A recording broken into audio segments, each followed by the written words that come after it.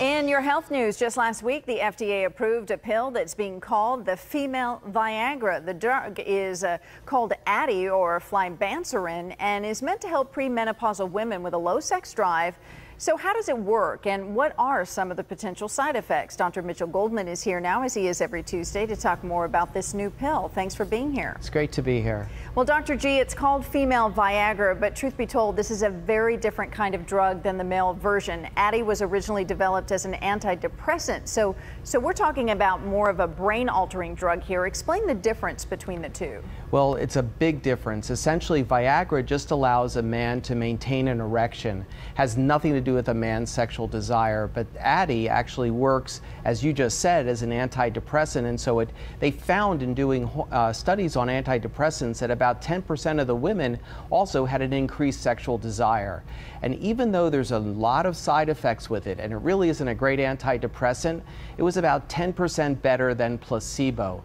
And so this is now a drug that premenopausal women can take to increase their sexual desire. I'm not sure that's a ringing endorsement with just at 10% better than a placebo, but this wasn't approved overnight, Dr. G. It was turned down a few times, mainly due to concerns over potential side effects. Right. What are those? And the side effects are actually real. You can develop dizziness, sleepiness, nausea, fatigue, insomnia, dry mouth.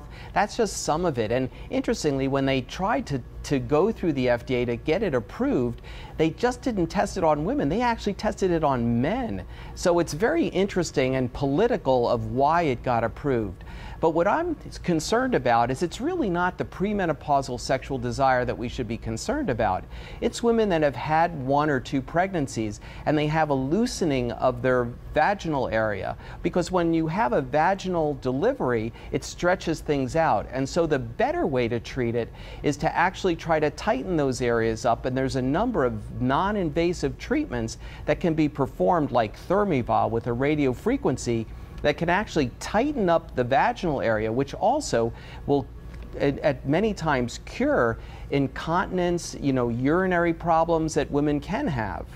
And so there are also some natural alternatives, aren't there, that to try and increase your libido? Because to me, this seems like a much more complex or steeper hill to climb for women than it is men. It really is. And some of the natural ingredients like maca and ginseng and ginkgo biloba probably have about a similar efficacy to the Addyi pill. And so those are things that sort of stimulate your sexual desire. Oysters really don't do it.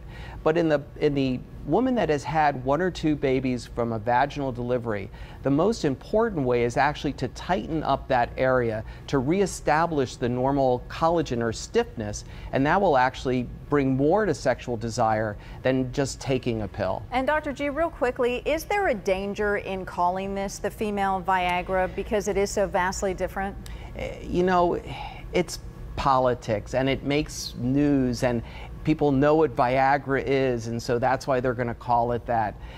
There's no danger in it. It's just that it's going to promise a little bit too much. And so again, it's not just exercising, Kegel exercising, or making sure you have C-sections. There's other things that you should definitely discuss with your physician in order to try to reestablish a more normal sexual desire, as well as more normal sexual functions. All right, Dr. G, thank you for delving into this topic very much. It's good to see you.